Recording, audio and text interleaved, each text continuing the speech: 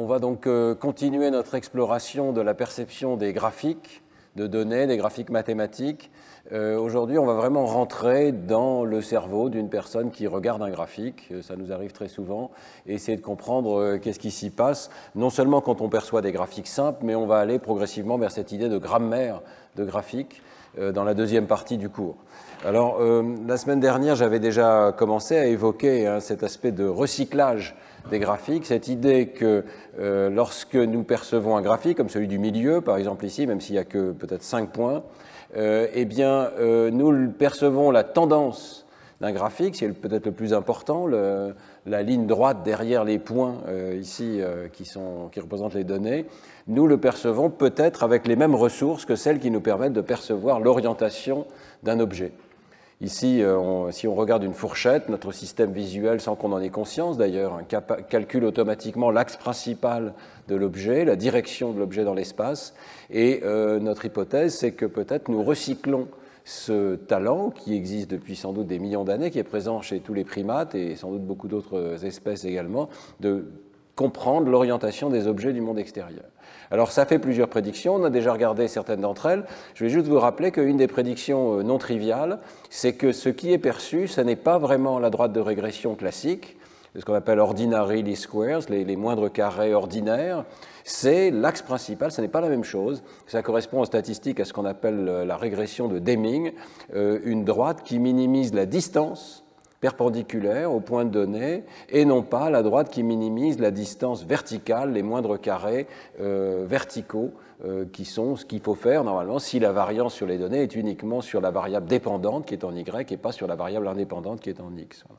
Donc on avait introduit cette nuance, ça peut vous paraître un point minuscule, mais ça permet de tester cette idée de recyclage neuronal, puisque le modèle de l'axe principal fait des prédictions légèrement différentes de ce que les sujets devraient réellement faire, étant donné la manière dont on a généré les données sur les graphes. Alors on avait vu plusieurs tâches, et notamment cette tâche d'ajustement d'un point, où on demande au sujet de placer un point sur l'axe vertical, on lui impose l'axe des X, et on lui dit ajuste verticalement pour que ça tombe dans la direction la plus probable, étant donné les données à gauche. Et on avait vu que lorsque les sujets font ça, la pente qui est estimée, on avait aussi d'autres expériences où on estime la pente, on fait ajuster la pente des données, la pente qui est estimée par les sujets correspond à la prédiction du modèle de Deming, autrement dit du modèle d'axe principal. Toutes ces pentes devraient être indépendantes du niveau de bruit, c'est l'intérêt des moindres carrés habituels, c'est que c'est une estimation non biaisée de la pente, quel que soit le niveau de bruit. Ça n'est pas le cas de l'axe principal, qui est biaisé. Et vous voyez ici que plus il y a de bruit, plus les sujets surestiment la pente par rapport à ce qui devrait être la régression traditionnelle. Et c'est la même chose avec le nombre de points. Il y a également une influence du nombre de points qui ne devrait pas être là, ça ne devrait pas être biaisé si jamais les sujets faisaient la régression habituelle. Donc c'est la première indication que les sujets utilisent vraiment l'axe principal. Et lorsqu'on a fait ce travail avec Lorenzo Ciccione, on pensait être les premiers à tester cette question. On s'est aperçu par la suite que ça n'était pas le cas et que d'autres chercheurs avaient trouvé la même chose un peu plus tôt, avec une méthode qui est, à mon avis, un peu moins rigoureuse peut-être, mais qui demande de tracer à la main la courbe la plus probable pour qu'ils passent à travers les points. Donc on peut demander ça à des sujets, vous voyez, on leur montre des points ici, et puis avec la souris, les sujets dessinent ce qui leur paraît la courbe qui passe sous les données.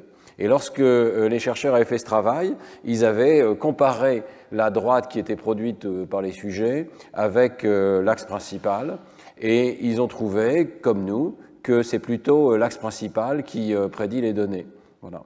Donc ici, on voit un exemple d'un sujet qui a tracé la droite, je crois que c'est celle qui est en pointillé ici, et vous voyez qu'elle est plus proche de l'axe principal en orange. Ce sont des nuances, mais enfin, ce sont des nuances importantes. Nous avions ici vu que d'autres chercheurs trouvaient la même chose que nous, c'est-à-dire un léger biais en faveur de l'axe principal plutôt que l'axe de régression traditionnel.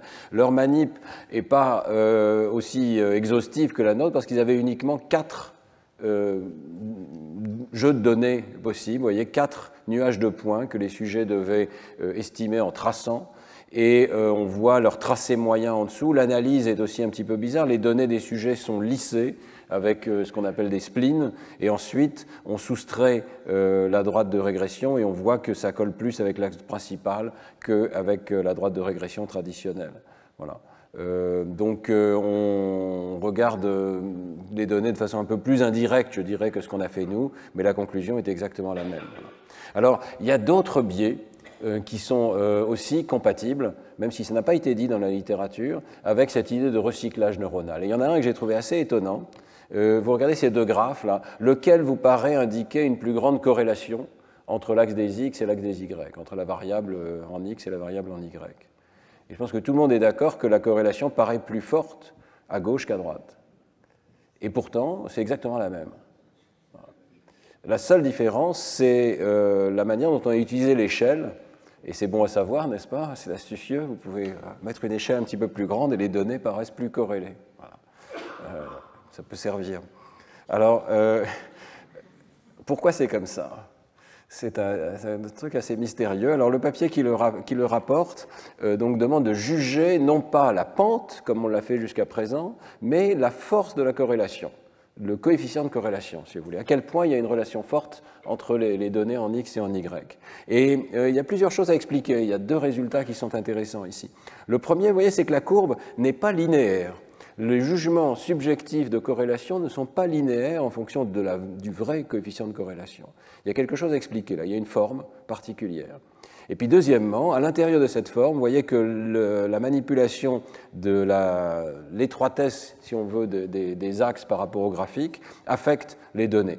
Ce n'est pas, là encore, une expérience extrêmement rigoureuse, mais vous voyez qu'il y a un ordre sur ces points ici, et les sujets, comme vous l'avez fait, rapportent une corrélation subjective plus importante lorsque les axes sont plus étendus, et donc que les données sont moins étroitement ajustées, comme ici à droite.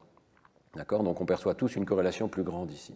Alors ces résultats sont étendus et répliqués dans un grand article de Rensick et collaborateurs, qui trouvent vraiment une régularité phénoménale. Vous voyez, ici, ce n'est pas parce qu'on fait un jugement subjectif qu'on ne trouve pas des résultats très forts en psychologie cognitive. Et ici, il y a vraiment une courbe précise à expliquer de jugement subjectif de corrélation en fonction de la corrélation physique réelle, le coefficient R classique. Alors, Rensick suggère deux choses. La première chose, il suggère que, comme on l'a dit, le nuage de points de données est traité comme un objet.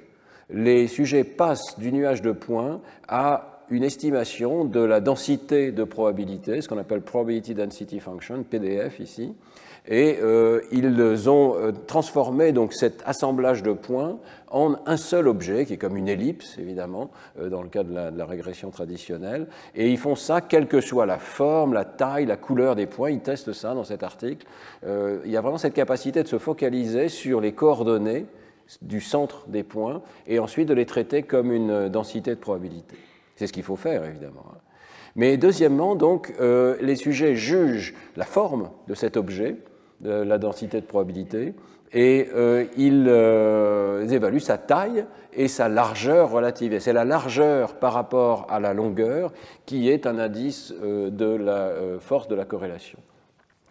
Mais Cleveland, dans l'article que je citais dans la diapo précédente, fait une observation supplémentaire. La courbe a l'air d'être cette forme 1 moins racine de 1 moins R2. Et pourquoi il pense à cette forme-là? Parce qu'il a en tête que la surface de l'ellipsoïde qui est parcourue par les données a cette formule pi sur 4 racine de 1 moins R2. Autrement dit, il est inversement relié au jugement des sujets. Alors, ça donne une hypothèse très précise sur ce qui pourrait se passer. Les sujets pourraient regarder la surface prise par les données par rapport aux axes qui sont affichés sur le graphique. Voyez. Ici, si je vous montre ce graphique et vous calculez le rectangle dans lequel ce graphique est inséré, eh bien, plus la surface est petite, plus la corrélation est grande, évidemment. Et à l'extrême, si les données sont parfaitement alignées sur une droite, la surface est 0, et donc la corrélation est la plus élevée, la corrélation est de 1. Donc c'est ce que cette formule va donner, 1 moins la surface, en gros, hein, si on oublie la constante ici. Et donc, si les données ne montrent aucune corrélation, eh bien c'est là qu'il va y avoir la surface maximale à l'intérieur du rectangle de données, toujours à ce coefficient pi sur 4 près. Hein, on est à l'intérieur du carré, on remplit le carré de données de façon la plus large possible, et si le carré est entièrement rempli, ça veut dire qu'il n'y a pas de corrélation entre les données en X et les données en Y. Et puis voilà, ça explique le biais des sujets. Si je mets une plus petite surface de données simplement en élargissant les axes, de sorte que les données occupent plutôt le centre de mon graphique, eh bien c'est une autre manière de réduire la surface, et les sujets se font avoir en quelque sorte et confondent ça avec la corrélation. On confond le regroupement des données avec la corrélation en X et en Y, en partie en tout cas. Donc moi j'aime bien cette hypothèse parce qu'elle nous montre clairement qu'est-ce qui peut se passer. On recycle l'analyse des formes, on commence par transformer le nuage de points en une forme, et ensuite on analyse cette forme. Et non seulement ça peut expliquer ce qui se passe avec les régressions linéaires, mais il faudrait qu'on continue ce travail, parce que ça pourrait aussi expliquer comment on détecte n'importe quelle organisation dans les données, en fait.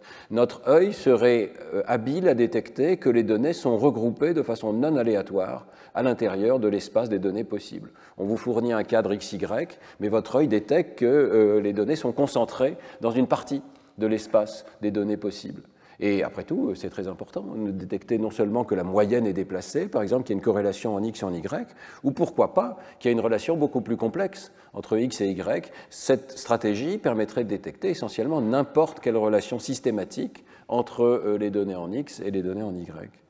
Et je mets en lien cet article purement psychologique avec un autre article qui est paru dans Science en 2011, qui est extrêmement intéressant, mais pour les statisticiens, ce n'est pas de la psychologie, parce qu'il propose une nouvelle mesure possible de corrélation qui s'appliquerait à n'importe quel jeu de données, qu'elle soit linéaire ou pas. Le problème du coefficient R classique, c'est que ça ne marche bien que si les données sont linéaires et qu'il y a du bruit sur une courbe linéaire. Mais ici, il nous propose une extension du coefficient de corrélation qui ressemble exactement à ce que je viens de vous dire, c'est-à-dire qui est capable de détecter la concentration des données, avec peut-être un peu de bruit autour, quelle que soit la forme de la courbe sous-jacente. Même si ce n'est pas une courbe, d'ailleurs, par exemple, si les données sont une ellipse, ça n'est pas une fonction à proprement parler, puisqu'en X, il peut y avoir une valeur en X et plusieurs valeurs en Y. Et il peut y avoir toutes sortes de relations, par exemple la non-coexistence ici. Ce n'est pas possible d'avoir des données où X est grand et Y est grand en même temps, mais tout le reste est possible.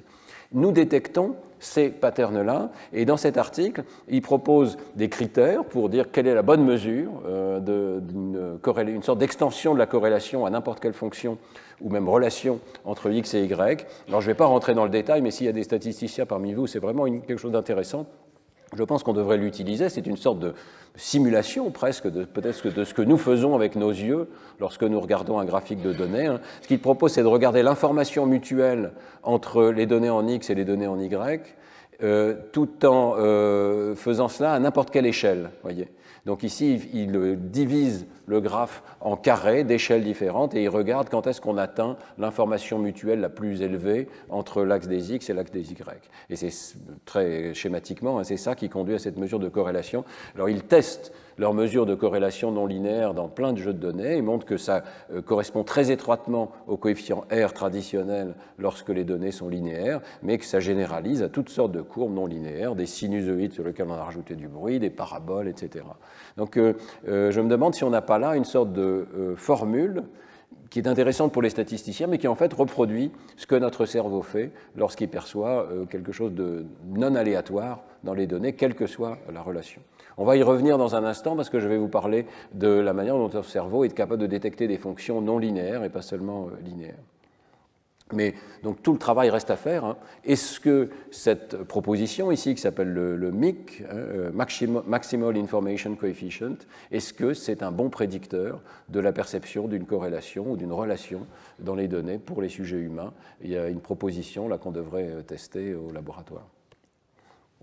Alors, je profite pour dire que tout ce travail est fait très étroitement avec Lorenzo Ciccione, dont je vous ai déjà parlé, qui a fait sa thèse là-dessus.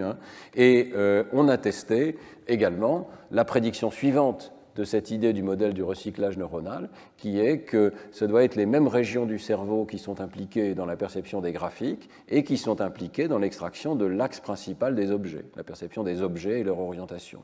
D'accord. Donc ça, c'est une prédiction très simple. On va aller voir dans le cerveau avec l'imagerie cérébrale qu'est-ce qui s'active lorsqu'on perçoit un graphe et est-ce que ça se recouvre avec les régions qui sont activées dans la perception de l'axe des objets. Alors il faut savoir qu'on a regardé dans la littérature, il n'y a pas un article sur les bases cérébrales de la perception des graphiques. C'est un domaine complètement inexploré. C'est vraiment intéressant de voir que les sciences cognitives se concentrent parfois sur des domaines où il y a des centaines d'expériences et puis il y a des domaines entiers qui sont laissés ouverts comme ça. Ici, donc, on a fait ce type de tâche, on a présenté un nuage de points, on a demandé au sujet, comme je vous l'ai déjà expliqué, de juger si ça monte ou si ça descend, donc de juger la forme du graphe. Et on avait plusieurs buts, hein, donc d'identifier les aires cérébrales impliquées, de tester le recouvrement avec la perception des objets et l'orientation des objets, et aussi de tester le recouvrement avec des tâches mathématiques sans rapport direct avec la perception des graphes. Et enfin, dernière chose, de tester si c'est bien le t-test. Je vous avais dit que c'était dans le domaine du comportement des sujets. Les sujets ont l'air de faire une sorte de t-test mental pour juger la corrélation ici, de la pente plutôt. Est-ce que ça monte ou est-ce que ça descend? Est-ce que c'est le cas aussi en IRM? Alors voilà le dessin expérimental qu'on a adopté. En à peu près 1h15 d'IRM à Neurospin, à 3 Tesla, les sujets faisaient toute une série de tâches. La première tâche, et la plus importante, c'était donc de voir un graphique, de décider s'il monte ou s'il descend dans un certain nombre de blocs, mais dans d'autres blocs, avec exactement le même stimulus, de décider si les points comprennent plus de triangles ou plus de losanges. D'accord. Ça, c'est un point important, mais je pense que vous le savez maintenant, on ne peut pas juste faire l'imagerie d'une tâche donnée, regarder tout ce qui s'active lorsqu'on perçoit un graphique. La moitié du cerveau est activée. Ce qu'il faut, c'est faire des soustractions qui permettent d'isoler les étapes cognitives qui nous intéressent. Et donc là, on a le même stimulus, on a le même type de réponse, je clique à droite ou je clique à gauche, il y a juste les étapes intermédiaires qui diffèrent, c'est faire attention à l'orientation des données ou faire attention à la forme des symboles qui sont utilisés pour les mêmes données.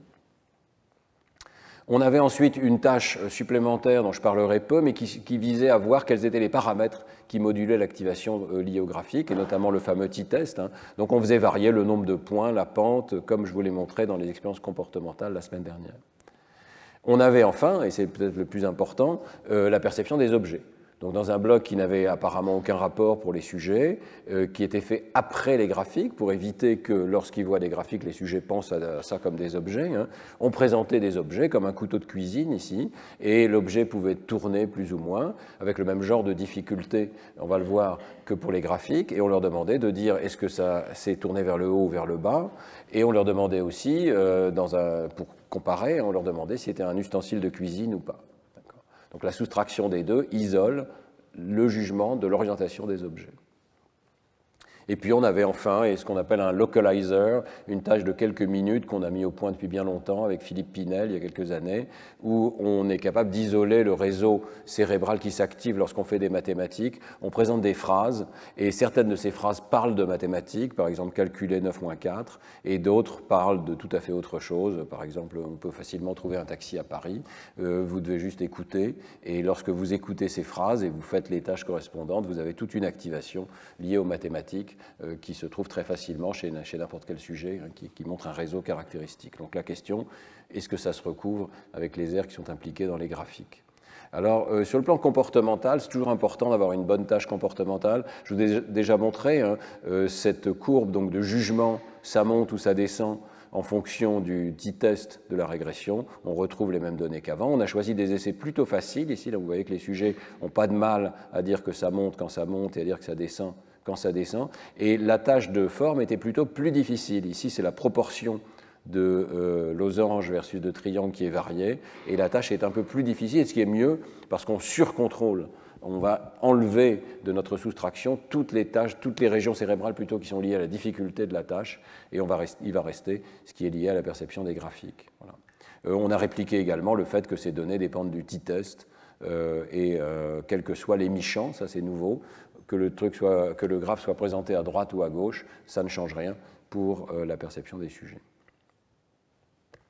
Alors voilà, donc cette première image de la perception des graphiques. On a soustrait l'activation évoquée par l'estimation des formes, losange ou triangle. Il reste ces activations qui sont en jaune ici et qui nous montrent au moins 3 régions caractéristiques. Celle-ci est plutôt bilatérale, on ne voit pas très bien ici, elle n'est pas très bien projetée, mais on la voit sur les coupes ici. Donc vous avez des régions de ce qu'on appelle la région temporale inférieure postérieure ici, la partie antérieure du sillon intrapariétal particulièrement à droite, et puis le cortex rétrosplénial. Alors, ça vous dit peut-être pas grand-chose, mais pour nous, c'était très intéressant et compatible avec ce qu'on attendait. Hein. La région intrapariétale est activée dans toutes sortes de tâches mathématiques, tout le temps, et notamment numériques, spatiales. Je vous en ai parlé la semaine dernière. Le cortex rétrosplénial est impliqué dans la représentation de l'espace. On le trouve d'ailleurs dans d'autres manips où vous réfléchissez à la géographie, aux cartes, au jugement, est-ce qu'une ville est plus loin qu'une autre, est plus à l'est qu'une autre. Et puis, il y a cette fameuse région ventrale, LOC, et là, c'est très intéressant parce que vous voyez que si je vous montre maintenant la carte d'activation pour l'orientation des objets, c'est cette région dans la partie ventrale du cortex temporal, à sa jonction avec le lobe occipital ici, qui est fortement activé et à droite dans le jugement de l'orientation des objets, avec un petit peu d'activation pariétale également ici. Donc, on a l'air d'avoir un recouvrement assez joli entre la perception de l'orientation des objets dans cette région temporale, temporo-occipitale ventrale et la perception de l'orientation des graphes. Je vous le remontre ici sous une autre forme qui est coupe par coupe. Et on peut donc vraiment regarder de près. Vous avez cette région donc postérieure inférotemporale qui se recouvre vraiment assez fortement ici. Ce n'est pas tout à fait la même chose pour l'arithmétique, et donc voilà la troisième tâche que faisaient les sujets. Ils faisaient des jugements de phrases arithmétiques. Voilà ces régions qui s'activent pour les mathématiques en général, et particulièrement pour le calcul. Donc on voit très très bien le sillon intrapariétal, et il y a un recouvrement avec cette partie très antérieure du sillon intrapariétal ici, mais ce n'est pas énorme, c'est un petit recouvrement. Et puis, au niveau ventral, par contre, vous voyez que la région qui est inférotemporale n'est pas vraiment la même. Hein. On trouve des activations dans la région temporale inférieure, mais ce n'est pas exactement au même endroit, c'est un peu plus bas et un petit peu plus antérieur. Voilà. Donc, je l'ai indiqué par une flèche ici. Donc, on est encore en train d'essayer de comprendre tout ça. Il n'y a pas non plus d'activation rétrospléniale quand on fait du calcul arithmétique. Donc ça a vraiment quelque chose à voir avec la représentation de l'espace, beaucoup plus qu'avec l'arithmétique. Hein. Et c'est activé par les graphes, c'est un nouveau résultat, mais pas tellement par l'arithmétique. Alors, c'est intéressant de comparer avec d'autres travaux pour bien comprendre ce qui se passe ici. Et on a notamment un travail intéressant de Hadfield et collaborateurs avec Mike McCloskey, qui est un chercheur qui travaille remarquablement bien, hein, qui ont utilisé des techniques encore plus subtiles pour identifier les régions qui s'intéressent à l'orientation des objets. Vous voyez qu'ici, on vous montre une cuillère à glace, et elle est sous toutes les orientations possibles, et ça nous permet de juger quelles sont les régions qui codent pour l'orientation. Il cherche spécifiquement dans cette région LO, latérale occipitale, essentiellement la même que celle qu'on regarde, et il trouve que les activations ont une configuration d'activité plus similaire lorsqu'on ne change pas l'axe principal des objets, parce qu'on se contente de le retourner en miroir le long de son axe principal, c'est la condition OPA ici, alors que si on retourne l'objet sur l'axe vertical, ce qui change complètement son orientation, eh bien on ne trouve pas de recouvrement des activations. C'est ce qu'on appelle une technique de representational similarity, c'est une technique multivariée qui est assez fine, parce qu'elle permet de dire vraiment est-ce que le code neural, tel qu'on est capable de le détecter avec nos voxels d'imagerie cérébrale, hein, est-ce que le code neural se ressemble plus lorsque les objets ont la même orientation dans l'espace que lorsque les objets n'ont pas la même orientation dans l'espace. Et dans cette région LO, l'activation cérébrale se ressemble plus lorsque les objets ont la même orientation. Donc on a l'impression qu'il y a un code neural dans cette région pour l'orientation des objets. C'est un peu plus subtil que la soustraction qu'on a faite nous, qui est faites attention à l'orientation, ne faites pas attention à l'orientation. Ouais. Ce sont deux méthodes un petit peu différentes qui convergent pour dire que cette région LO ici joue un rôle clé dans la perception de l'orientation des objets.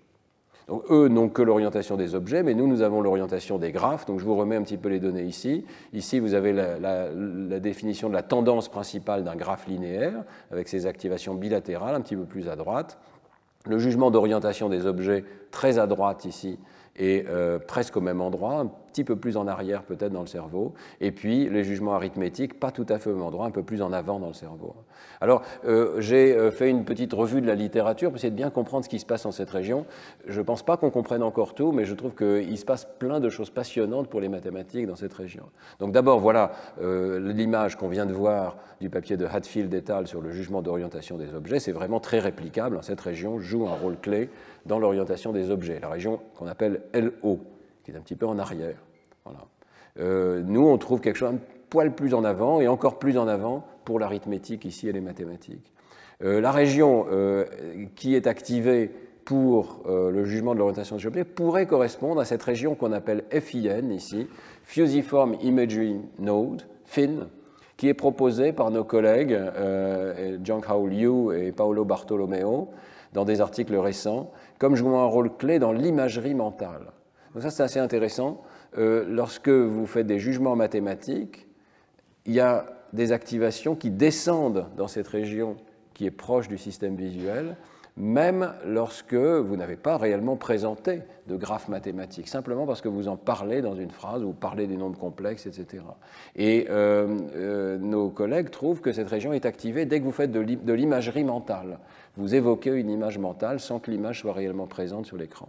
Et alors nous, en mathématiques, on a trouvé que cette région est très activée par les mathématiques abstraites chez les mathématiciens. Ça, c'est le travail de Maria Malric il y a quelques années, dont je vous avais déjà parlé.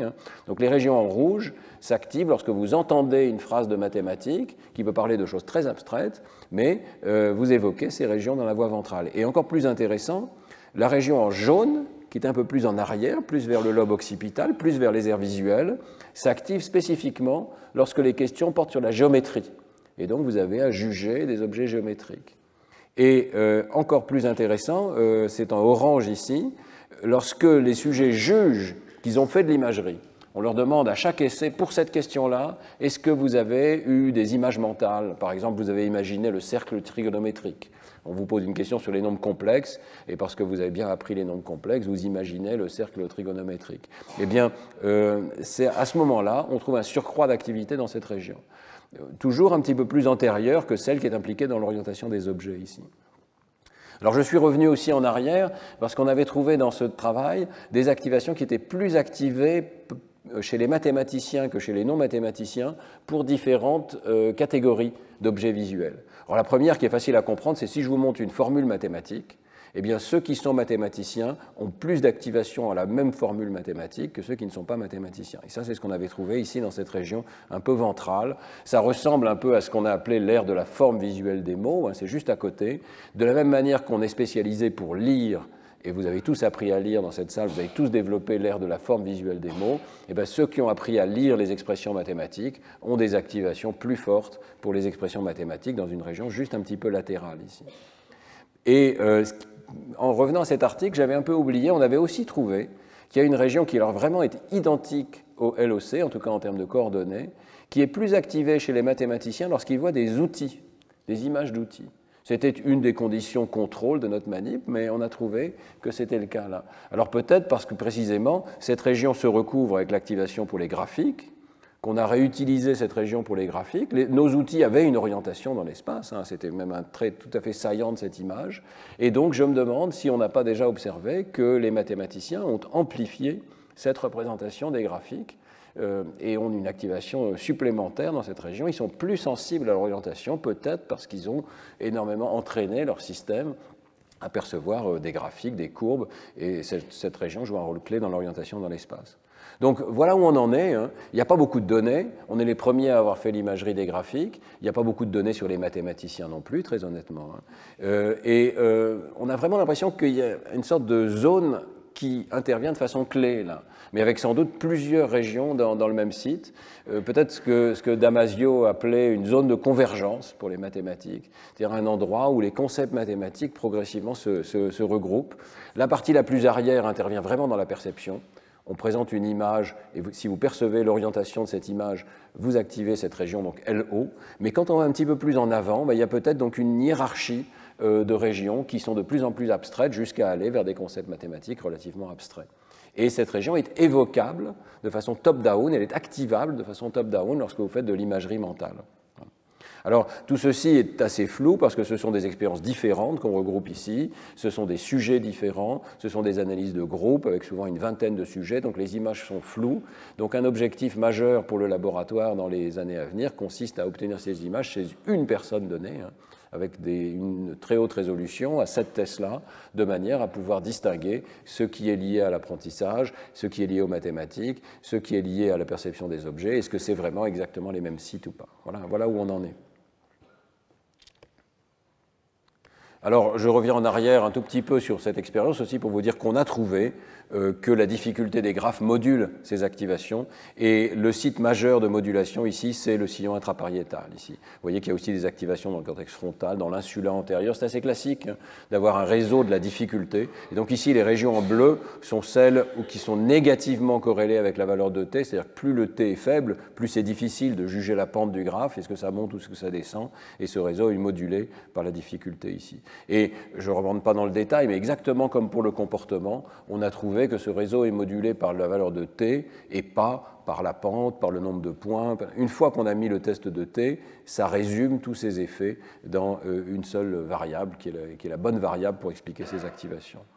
Alors, j'essaye de conclure sur cette perception et ces bases neurales de la graphicatie, la perception des graphiques, en vous remontrant cette image donc, principale du réseau qui s'active pour la perception des graphes, et avec un modèle possible. Donc, il y a un réseau latéralisé à droite, tout à fait clairement, pour la perception des graphes. C'est une perception spatiale et qui implique plus l'hémisphère droit. Peut-être que la région PITG intervient donc de façon la plus précoce et la plus proche des régions visuelles occipitales pour extraire la forme du graphique, ce qu'on disait tout à l'heure, hein, l'ellipse, la manière dont les données sont distribuées, la reconstitution d'un objet à partir de la distribution des points, la forme des données, donc l'orientation de l'axe principal, mais peut-être aussi la largeur de cette courbe, ce qui, dans l'article de Rensik, jouerait un rôle clé dans la perception même de l'existence d'une corrélation. Voilà. Mais on a ce point d'interrogation, il y a sans doute plusieurs régions dans cette région, certaines sont plus développées chez les mathématiciens. Et l'idée, donc, c'est que cette région pourrait intervenir en premier, et ensuite envoyer ces données au sillon intrapariétal, qui accumulerait les données alors réellement mathématiques sur le t-test, la pente, la valeur de la corrélation. Donc on aurait une distinction entre des régions qui analysent la forme et puis des régions qui extraient de cette forme des conclusions mathématiques, des conclusions sur la nature des données.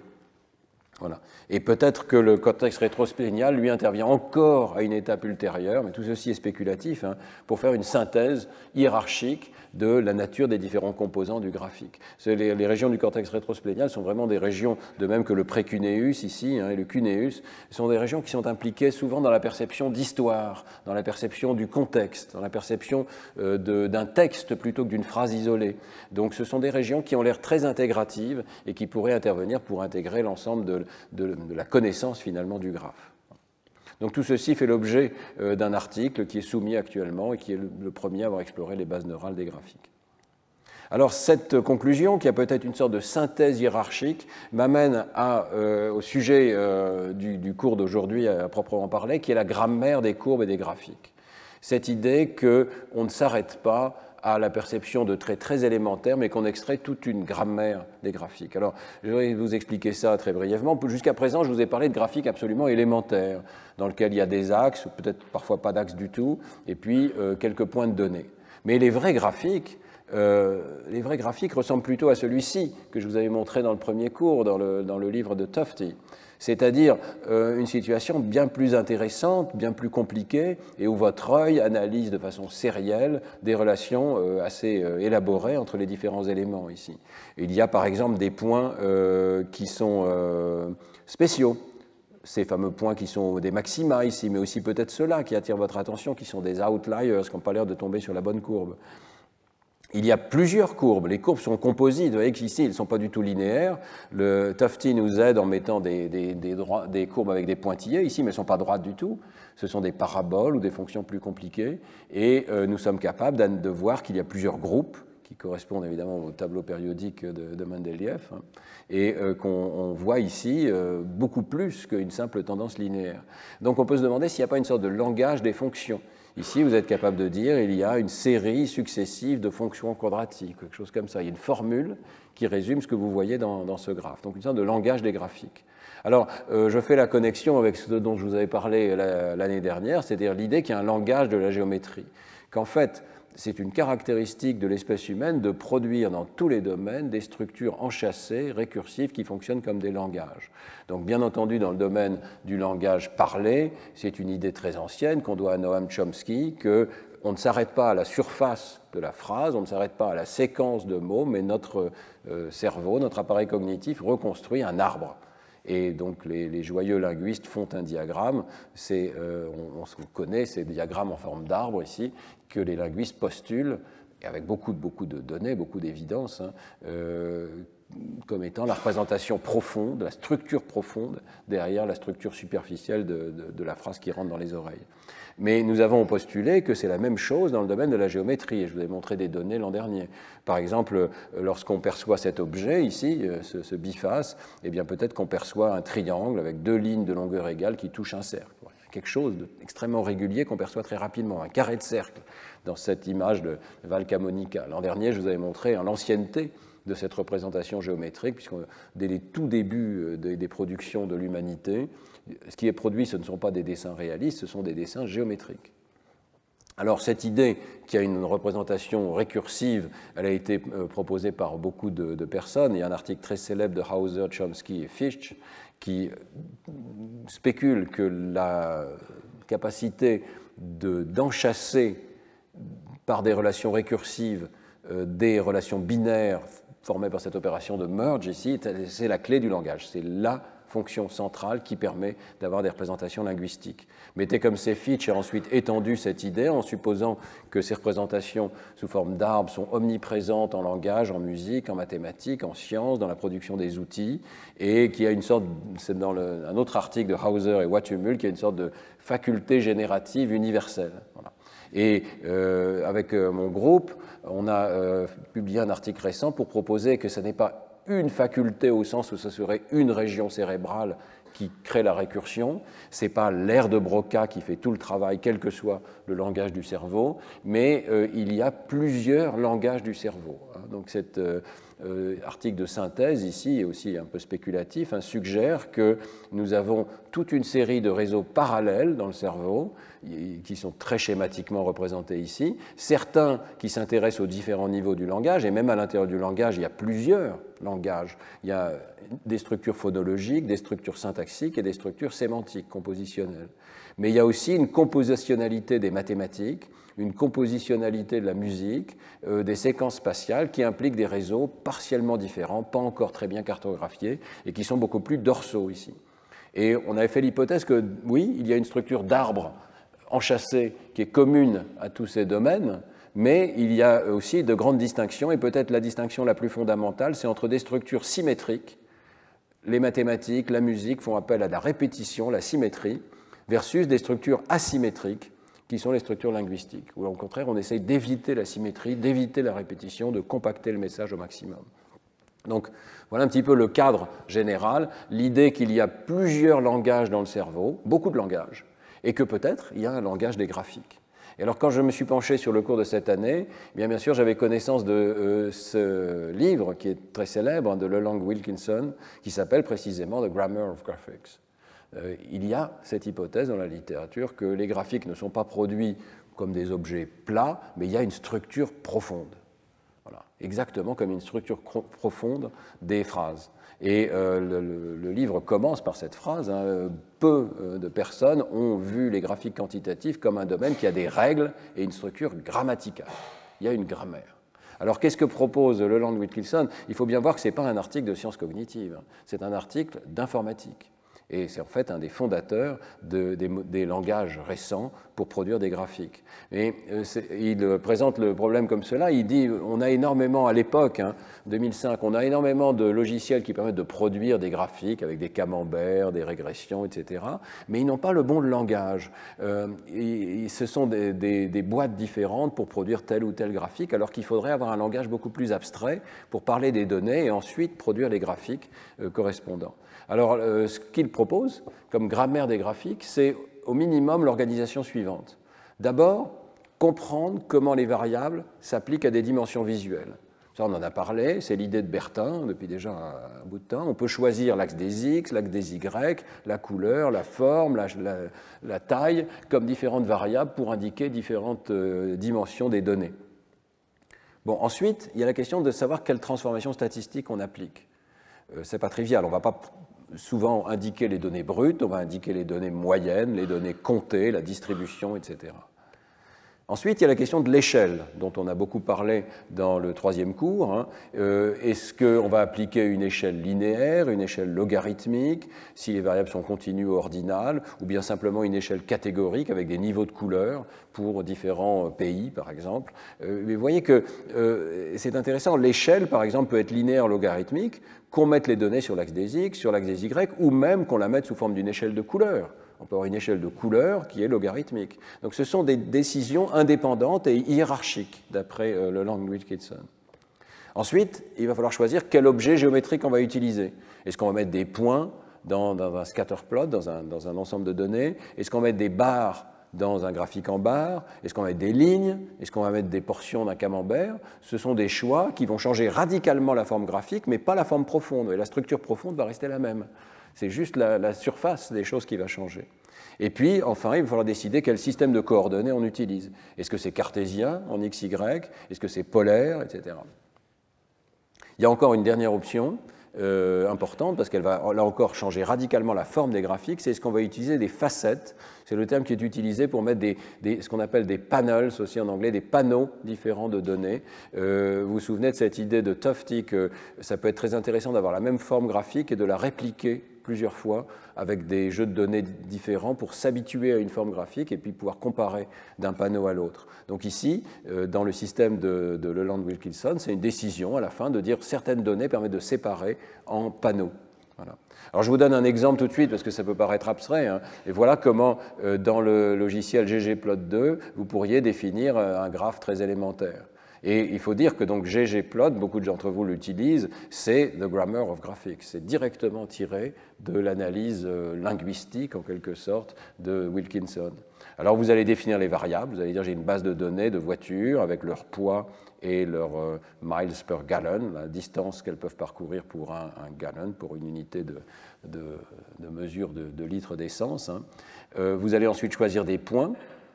Voilà, donc là, je décide que ça va être un graphique en points, un scatterplot. Je vais définir des échelles en X et en Y. Je vais définir le système de coordonnées cartésien. Il suffirait que je change cette ligne et ça va devenir un graphique en coordonnées polaires, par exemple. Et puis là, je décide d'appliquer des facettes pour distinguer 3 niveaux de cylindrée de la voiture. Et ça vous produit ce type de graphique. Et alors, il y a une idée que je voudrais vous proposer, c'est que nous avons effectivement une grammaire des graphiques dans nos ordinateurs pour produire ces graphiques, mais peut-être que nous avons une sorte de grammaire interne, parce que nous sommes capables de comprendre ce type de graphique. Nous inversons complètement le procédé et nous inférons les différents niveaux grammaticaux que la personne a utilisés pour générer ce type de graphique. Voilà. Donc, imaginez, vous êtes en train de regarder ce graphique pour la première fois. La première chose que vous voyez, c'est qu'il y a 3 fois le même graphe avec la cylindrée qui varie. C'est un premier niveau d'analyse. Ensuite, vous regardez l'axe des X, l'axe des Y, vous voyez qu'il y a 2 autres variables, et donc vous remontez à ce niveau de choix des variables qui ont été utilisées. Puis ensuite, vous pouvez analyser les tendances dans chacune de ces graphiques en comprenant que chaque point représente un type de voiture particulier. Donc vous remontez, vous inversez le processus qui a conduit à générer ce graphique. Voilà l'hypothèse que je ferai. Alors, ça veut dire qu'il faut prendre au sérieux l'hypothèse que notre cerveau ne s'arrête pas à la surface des choses, même dans ce domaine des graphiques. Analyser un graphique, ça n'est pas comme reconnaître un visage. C'est beaucoup plus abstrait que reconnaître un visage. C'est remonter à des paramètres extrêmement abstraits, des choix mathématiques qui ont été faits pour visualiser tel ou tel ensemble de données. Bien, alors j'aime autant vous dire que cette théorie n'est pas du tout testée. Hein. C'est vraiment une hypothèse que je vous propose. Je crois qu'on a une bonne dizaine d'années de travail devant nous pour mettre tout ça à l'épreuve.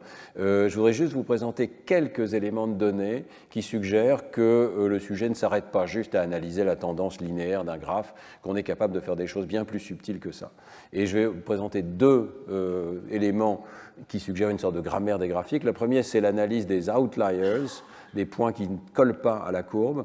Je reviens peut-être un tout petit peu en arrière, mais donc dans le graphique initial, voilà, vous étiez capable de voir qu'il y a des points spéciaux qui sortent de la courbe, et donc vous ne vous arrêtez pas à une analyse superficielle qui dirait, voilà, c'est une régression linéaire. Et deuxièmement, vous avez une grammaire de la courbe qui vous permet de dire, il y a des formes quadratiques, il y en a plusieurs, est-ce qu'on peut analyser ce qui se passe à ce niveau-là en sciences cognitives? Alors, première étape, donc, les outliers. Ce graphe sympathique nous rappelle que parfois les données collent bien avec la théorie, puis parfois il y a des points de données qui ne collent pas avec la théorie et qu'on appelle en anglais des outliers, c'est-à-dire des points qui ne sont pas sur la courbe, des points anormaux. Et il faut absolument être capable de les détecter, sinon ça affecte tout le processus de traitement des données. Donc les statisticiens ont inventé ce qu'on appelle la régression robuste, mais personne ne sait si les humains sont capables de faire une régression robuste. Alors on s'est posé la question, donc avec Lorenzio Ciccione, est-ce que les humains sont capables de faire une régression robuste qui ne tient pas compte des outliers? Est-ce que ça dépend de leur attention? Est-ce qu'il y a un côté sériel dans ce traitement de l'information maintenant? Est-ce que ça dépend de la distance et du nombre des outliers? Et puis, quel est le mécanisme qui nous permet de dire qu'un point est anormal par rapport à une courbe de données? Et enfin, et c'est un point intéressant, même si on détecte ces fameux points anormaux, est-ce qu'on n'est pas quand même influencé par leur présence, même si on sait qu'il ne faudrait pas les prendre en compte dans la courbe? Alors, on a posé toutes ces questions dans une expérience de psychologie cognitive. C'est la suite des travaux précédents. On a toujours un graphe. Il faut toujours juger s'il monte ou s'il descend. C'est un graphe globalement linéaire. Simplement, on va y ajouter quelques points, parfois, entre 0 et 4 points de données qui sont anormaux. Et on va voir si les sujets sont capables d'analyser cette scène et de les exclure. Voilà. Donc on a procédé comme ça. On a donné aux données principales, il y avait toujours 18 points sur l'écran, on a donné aux données principales une certaine pente, et c'est ça qu'il fallait juger, mais il y avait entre 0 et 4 points anormaux qui étaient gérés par une autre droite de données, qui pouvait avoir une autre pente. Et on a fait varier la différence des pentes, ce qui permet de faire varier la difficulté de la tâche. Parfois, c'est très facile, comme ici, la pente est complètement différente. Donc, ces points-là viennent d'une droite et ces points-là viennent d'une autre droite. Et vous voyez que si on vous dit de juger la direction principale, vous pouvez négliger ces points-là. Alors, le point crucial, c'est qu'on a fait varier les attentes des sujets. Dans l'expérience 1, on n'a rien dit au sujet. On a juste voulu voir la perception spontanée. Est-ce que vous faites avoir ou pas par ce genre de points de données? Dans l'expérience 2, on leur a dit c'est important de faire attention aux outliers, il peut y en avoir, essayez de les ignorer, essayez de juger la tendance alors qu'il y a certains points anormaux qu'il faut essayer d'exclure. Puis dans l'expérience 3, on a complètement changé la tâche, on leur a demandé de dire explicitement s'il y avait ou pas des points anormaux. Donc vous voyez ici ce que font les sujets. Ce qui est nouveau aussi, c'est que dans l'expérience 1 et 2, à chaque essai, ils font à la fois le jugement croissant-décroissant et l'ajustement des lignes, alors que dans l'expérience précédente, on l'avait fait dans des expériences séparées. Donc ils nous disent deux choses. Est-ce que je pense que ça monte et quelle est la pente que je crois que les données ont? Et puis, dans l'expérience 3, avant de faire le jugement de la pente des données, ils nous disent attention, il y a, je pense, des données qui sont anormales, je voudrais les exclure. Donc ils disent absent ou présent. D'accord? Donc ça, c'est le dessin expérimental. Je vais rentrer un tout petit peu dans le détail, mais ne vous inquiétez pas, ce n'est pas trop compliqué. Puis c'est pas mal parce que finalement, là, vous avez des graphes de données et on va regarder comment vous les analysez en temps réel et quel genre de grammaire, finalement, vous imposez à ces données. Alors, allons-y doucement. Vous voyez qu'il y a plusieurs sortes de graphes ici. On va se concentrer sur ceux du haut qui sont le taux d'erreur. D'accord? Taux d'erreur des sujets sur la pente. Ils doivent dire si ça croît ou si ça décroît, ce jugement binaire, ça monte ou ça descend, et ils se trompent parfois par rapport à la pente qui est imposée aux données. Bon, ils se trompent de plus en plus en fonction de l'axe des X ici, qui est le nombre de points anormaux qu'on a rajoutés aux données. Donc ça, c'est logique, hein, plus il y a de données anormales, plus ça les trompe dans leur jugement principal. Et si on regarde maintenant le graphe d'en bas, ils sont également de plus en plus lents. Donc il y a un ralentissement qui est lié au fait qu'il y a des points anormaux, même dans l'expérience 1 et aussi dans l'expérience 2 ici. Donc les sujets spontanément détectent qu'il y a des choses anormales et ça ralentit leur décision. Alors après, ce qui est intéressant, c'est que les sujets sont également influencés par la distance des points de données. Si les points sont très distants, ils font plus d'erreurs et ils sont aussi plus ralentis. Donc il y a quelque chose de plus difficile quelque part lorsqu'il y a beaucoup d'outliers, de points anormaux qui troublent la perception. Voilà. Ils sont aussi ralentis lorsque la tendance principale est moins importante. Donc ça, c'est ce paramètre qui est ici, maintenant que je vous explique. C'est la pente principale. Si la pente principale est très raide, donc il y a une tendance très nette dans les données principales, c'est plus facile de ne pas se laisser influencer par des outliers. Mais si la tendance principale est assez faible, donc la tâche est plus difficile, vous voyez qu'il y a plus d'erreurs et les temps de réaction sont plus lents, eh bien, c'est là qu'on va commencer à se faire avoir par ces points de données anormaux. D'accord. Alors, deuxième partie de l'expérience, le jugement de la pente. On retrouve largement la même chose. Ici, on a indiqué les données sous forme de ce qu'on appelle response bias. Okay. Donc, response bias, c'est à quel point est-ce que la pente dévie de celle que les sujets devraient donner en théorie. Donc, c'est un peu comme les erreurs. Voilà. Plus le biais augmente ici, plus ça veut dire que vous faites une erreur sur la perception de la pente. Et on retrouve le même phénomène qu'auparavant, c'est-à-dire que plus il y a de données anormales, de 1 à 4 ici, plus vous faites d'erreurs par rapport à la condition 0. On a soustrait la condition 0 ici. D'accord. Donc, aussi bien dans le jugement binaire, ça monte ou ça descend, que dans l'ajustement de la pente, on trouve la même chose. Vous êtes fortement influencé par les points de données anormaux et par leur distance à la ligne principale. Mais on voit ici quelque chose ici d'important, c'est l'influence de l'attention. Ici, vous avez 3 expériences. Vous vous souvenez, donc ici, on ne dit rien au sujet. Ici, on leur dit attention, essayez de ne pas vous laisser influencer par ces points anormaux qui peuvent arriver entre 0 et 4. Et ici, on leur dit dites-nous s'il y a des points anormaux avant de donner votre réponse. Et vous voyez que, particulièrement dans cette expérience 3, le biais devient beaucoup moins fort. Donc on peut, si on est attentif, mais il faut être attentif, on peut rejeter des points anormaux. C'est faisable, mais il faut y faire spécifiquement attention, sinon on se fait avoir. Et alors dans l'article, on a trouvé une fois de plus que toutes ces données peuvent s'expliquer très très bien par la fameuse régression de Deming ici. Donc les sujets se font influencer par ces points distants, ça fait pivoter en quelque sorte la courbe, ça fait pivoter la droite plutôt qu'ils essaient d'ajuster aux données, et c'est compatible avec le modèle de l'axe principal. Voilà. Alors, que dire encore? La tâche de détection explicite. Est-ce que les sujets sont capables de faire une détection explicite des outliers? Oui, ils sont capables, et ils en sont d'autant plus capables qu'il y en a beaucoup. Donc, quand il y en a 0, ils ont quand même une illusion qu'il y a parfois des données anormales, mais quand il y a vraiment des données anormales, ils le détectent de plus en plus. Donc, ce n'est pas facile de détecter des données anormales parce qu'il peut y avoir des points qui semblent anormaux alors qu'ils sont strictement distribués selon le niveau de bruit habituel. Mais il y a quand même cette capacité, et surtout lorsque la distance est grande par rapport à la droite de départ, de détecter des points anormaux dans les données. Alors finalement, qu'est-ce qu'on fait? Qu'est-ce qui se passe? On a réussi à modéliser ce que font les sujets dans cette situation. Et l'idée est extrêmement simple. Les sujets ajustent l'axe principal des données, mais ensuite, ils vont calculer pour chaque point, plus ou moins automatiquement, la distance avec l'axe principal. Et ils vont comparer cette distance avec le niveau de bruit, qui est le niveau de bruit habituel de l'expérience. Donc ça va résulter en ce qu'on appelle un score Z. Le Z, c'est simplement la distance à la droite divisée par le niveau de bruit. D'accord ?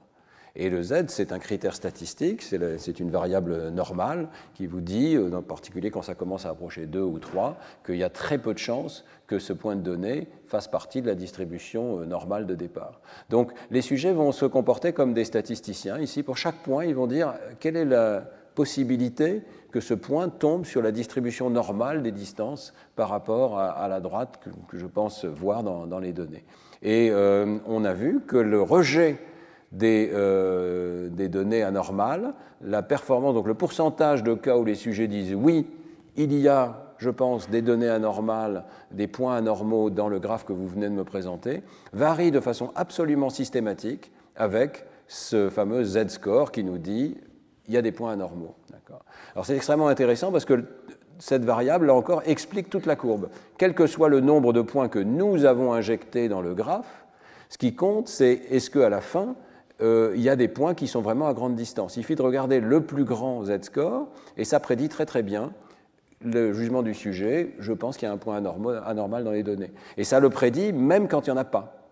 Nous n'avions pas mis de données anormales, mais par hasard, il y a des points qui sont un peu loin de la courbe, ça peut arriver dans des données avec une distribution normale, et bien les sujets jugent, dans ce cas-là, qu'il y avait un outlier, qu'il y avait une donnée anormale. D'accord ? Donc, on comprend très finement ce que font les sujets. Ils regardent à quel point les points individuels ont une certaine probabilité de se trouver dans la distribution normale autour de la droite qu'ils ont jugée. Alors, je ne vais peut-être pas m'attarder trop sur ces détails, mais ça devient quand même intéressant. On peut donc remplacer le nombre d'outliers que nous avions injecté dans l'expérience par cette variable qui est le score Z, celui qui est réellement présent dans les données, à quel point il y a au moins un point qui dévie fortement de la courbe. Et là, on voit quelque chose d'intéressant, c'est que, indépendamment de l'attention, vous vous souvenez qu'à travers les expériences, on fait plus ou moins attention au point déviant, on commence à se faire influencer. Le biais dans la perception de la pente augmente de façon systématique jusqu'à peu près un Z-score de 2, c'est-à-dire une influence de ces points anormaux, parce qu'on ne peut pas les détecter.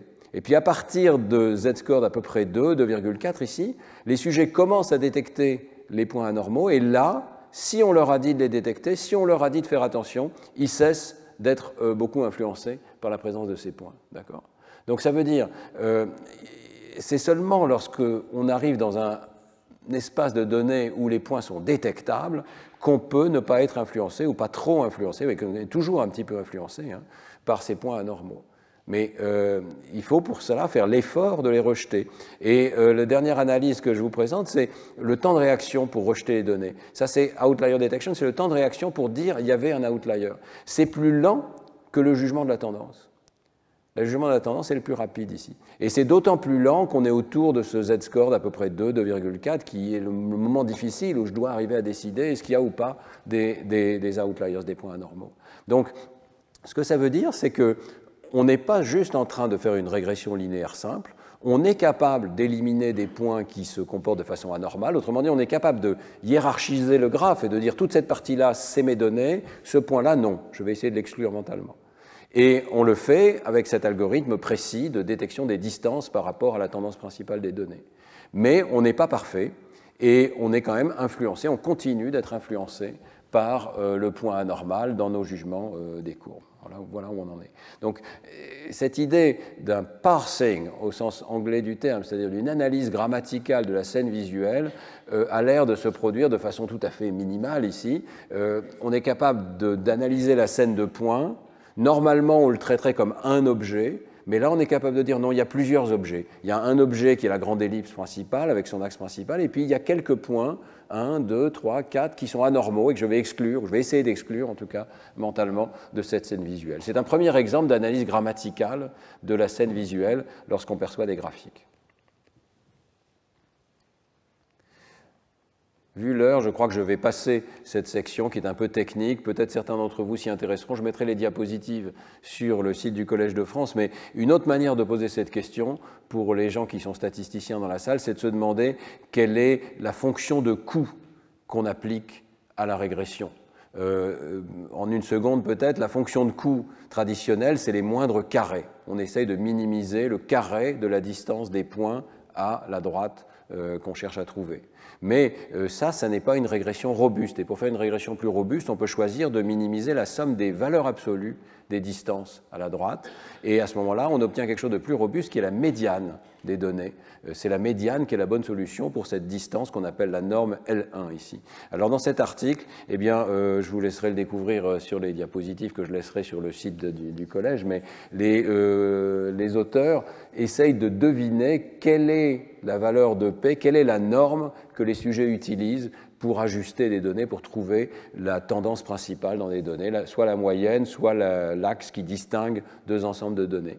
Et ils trouvent, et c'est conforme à ce qu'on a trouvé avec les outliers, ils trouvent que les sujets font une sorte de régression robuste dans lequel la valeur de P, donc la valeur de P serait 2 si c'était les moindres carrés, c'était un carré, mais ça n'est pas 2. C'est une valeur plus petite que 2, qui est plus proche de la médiane, qui correspond donc à une sorte de régression robuste qui est faite par les sujets. Ils sont capables d'exclure des points anormaux de cette manière. Et je laisserai à nouveau ces diapositives, mais un des points les plus intéressants, c'est lorsque les sujets essayent de séparer deux ensembles de points, eh bien ils ajustent la droite qui permet de séparer deux ensembles de points, un peu comme le fait l'algorithme de Support Vector Machine, SVM, la machine à support vecteur, qui sont les algorithmes utilisés en traitement des données, en intelligence artificielle si on veut, en analyse de données, pour séparer automatiquement les points. Donc on commence à voir que les humains font quelque chose de très sophistiqué. Ils ne se laissent pas avoir par des distributions qui ne sont pas gaussiennes. Ils sont capables d'ajuster la séparation entre des points de façon aussi fine qu'un algorithme d'intelligence artificielle. Bien.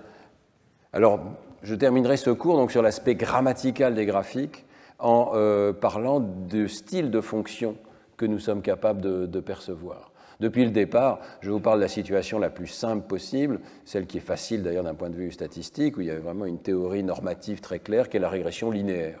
On est capable de percevoir une droite dans les données. Mais ce n'est vraiment pas la situation générique. Beaucoup de données ne sont pas linéaires et la question se pose de savoir qu'est-ce qu'on est capable de percevoir. Alors on a étendu ces expériences pour essayer de voir quelle est la grammaire de fonctions que les sujets sont capables de percevoir dans les données. Ici, si vous êtes sujet, vous voyez ces graphes. On ne vous a pas dit quelle est la collection de fonctions qu'on va utiliser, mais vous voyez tout de suite que ce ne serait pas approprié de dire la tendance est linéaire ici. Vous percevez immédiatement qu'il y a des fonctions non linéaires. Et ce que nous avions fait, c'est d'avoir des fonctions qui sont bilinéaires, avec une partie gauche suivant une certaine pente et une partie droite suivant une autre pente, avec un point d'inflexion qui n'est pas au même endroit suivant les moments. Une fonction qui peut être quadratique et des fonctions sinusoïdales ici.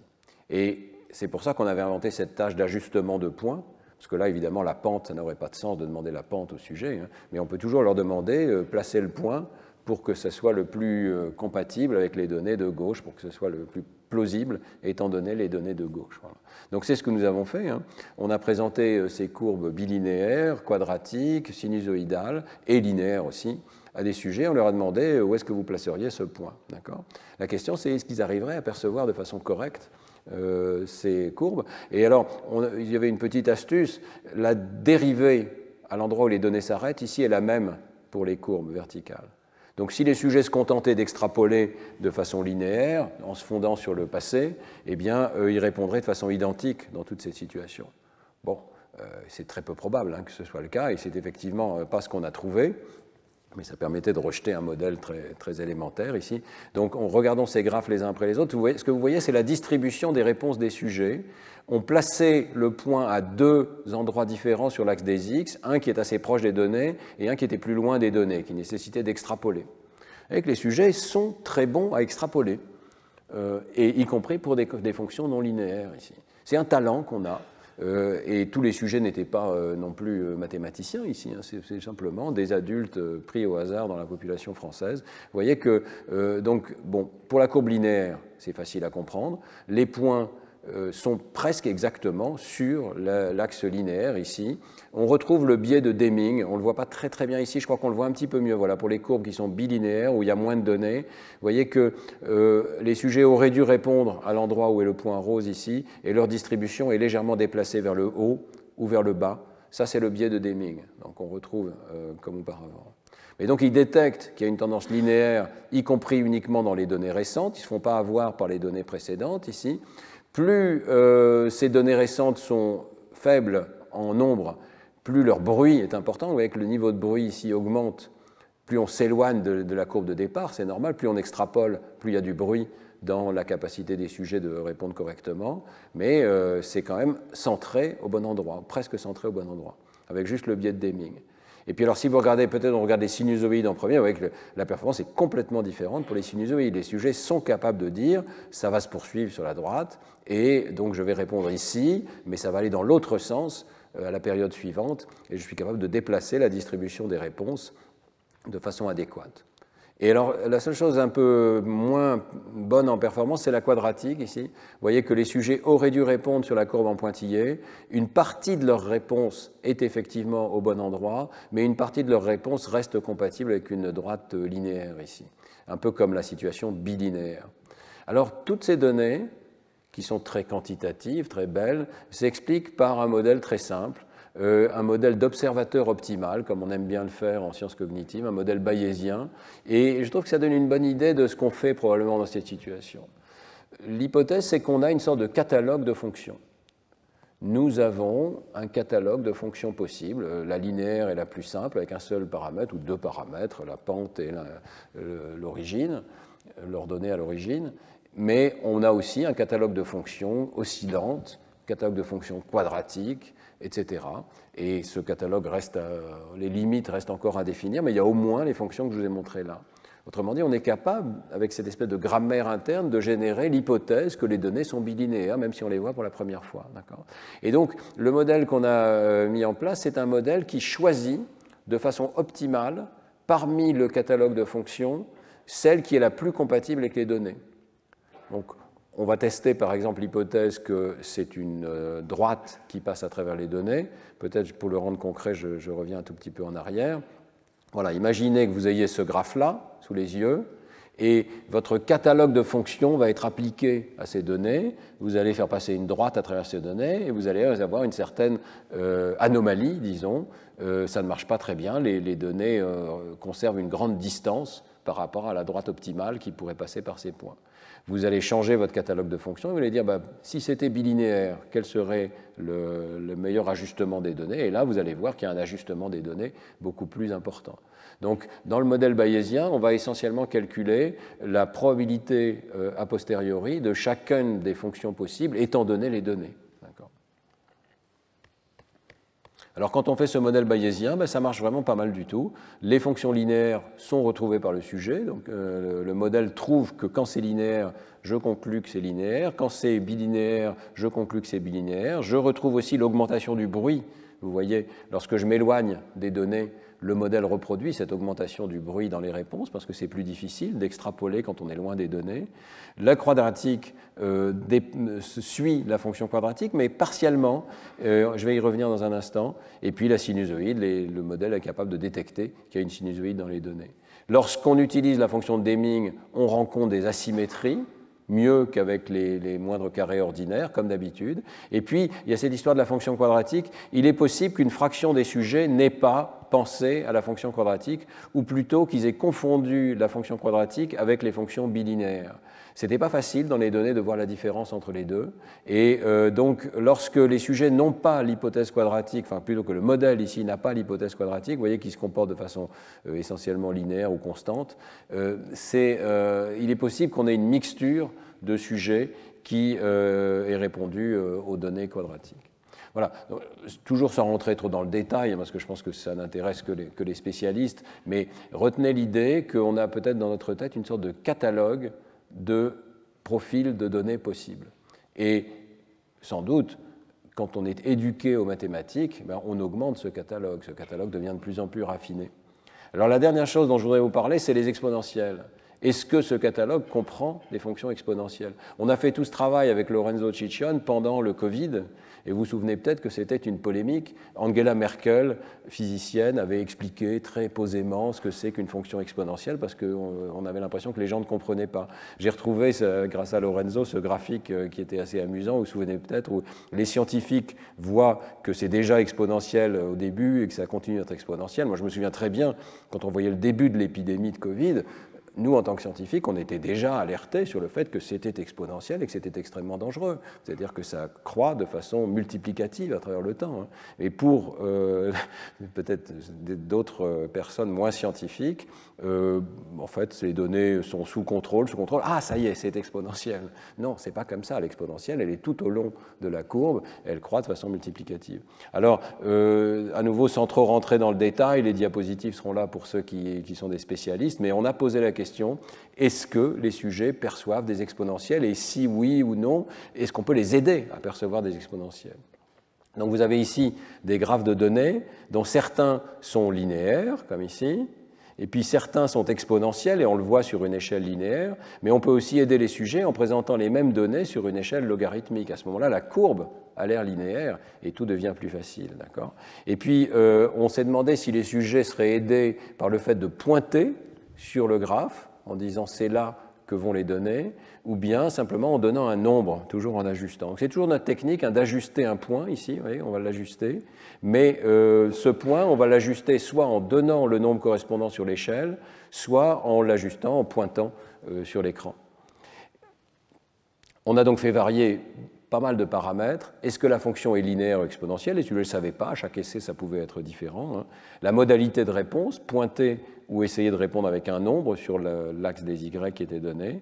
L'échelle sur l'axe des Y pouvait être linéaire ou logarithmique.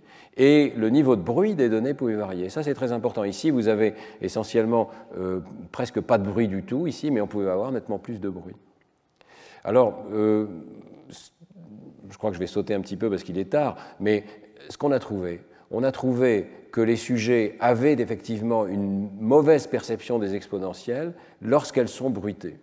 C'est difficile, et vous voyez que cette courbe ici qui dévie de 0, ça veut dire que les sujets sous-estiment les exponentielles. C'est un problème. On n'est pas très bon à juger de la présence d'exponentielles et on sous-estime la vitesse avec laquelle une épidémie, par exemple, se propage, surtout lorsqu'il y a un peu de bruit dans les données.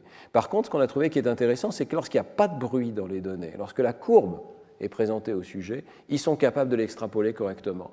Et dans le contexte de cette expérience, ils le faisaient particulièrement bien, donc en l'absence de bruit, y compris avec des nombres qui étaient présentés sur l'axe des Y.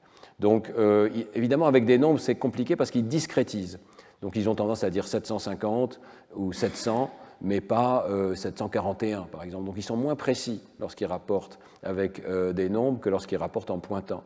Mais la découverte principale, c'est que le biais n'est pas omniprésent. Il est présent lorsque les données sont bruitées, beaucoup plus que lorsque les données ne sont pas bruitées. Donc vous voyez, on peut percevoir des exponentielles, mais il vaudrait mieux donner la courbe exacte que la courbe avec le bruit des données. Et puis alors on a trouvé cette chose qui est quand même assez remarquable, c'est qu'une fois de plus, ça dépend de l'éducation. Vous voyez ici la connaissance mathématique des sujets rapportés par eux-mêmes, et aussi le domaine dans lequel ils travaillent, notamment le domaine de la santé. C'était en plein une épidémie de Covid ici, hein, et vous avez des biais qui sont extrêmement variables suivant les domaines sur lesquels travaillent les sujets. Alors on est arrivé à plusieurs recommandations sur la manière de présenter ces courbes. D'abord, donc, améliorer l'éducation. L'éducation aux exponentielles permet de réduire le biais des sujets. Vous voyez que le biais se rapproche de 0, plus l'éducation des sujets est importante ici.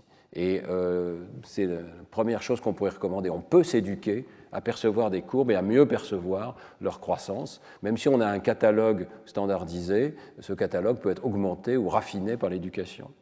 Deuxièmement, il faut essayer de montrer des courbes sans bruit. Lorsqu'il y a du bruit, on sous-estime les exponentielles. Peut-être parce que dans notre catalogue, il y a la fonction linéaire, il y a la fonction quadratique, et toutes ces courbes sous-estiment la croissance exponentielle.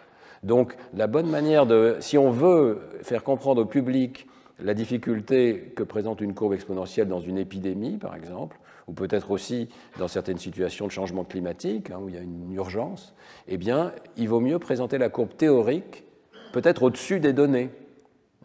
Mais si on monte la courbe théorique, le meilleur fit, et qu'on montre que le meilleur fit, c'est une courbe exponentielle, eh bien on va aider le public à mieux comprendre la vitesse de la progression de ces données, alors que quand il y a du bruit, c'est plus difficile à percevoir. Voilà.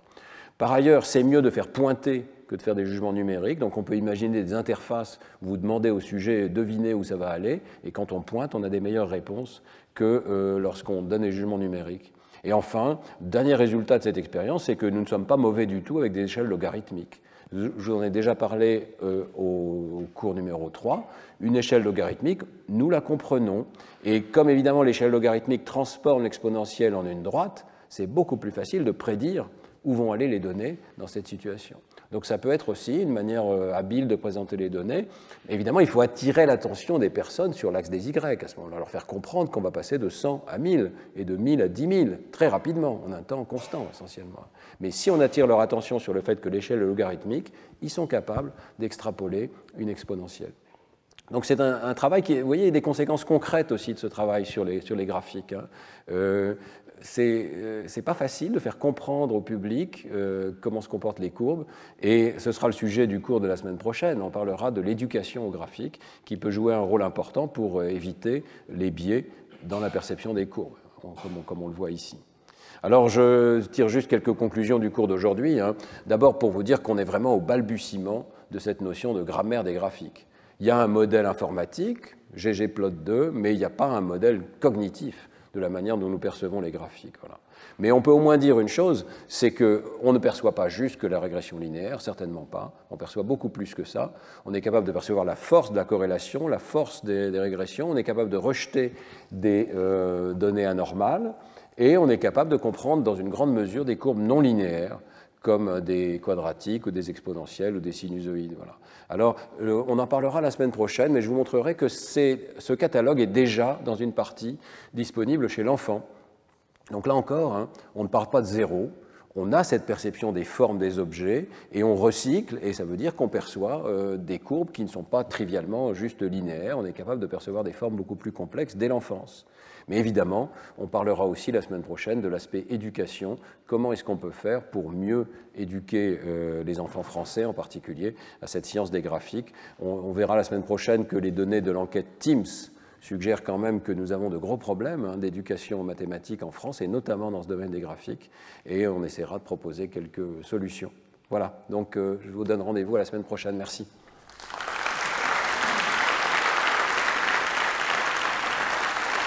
Merci beaucoup.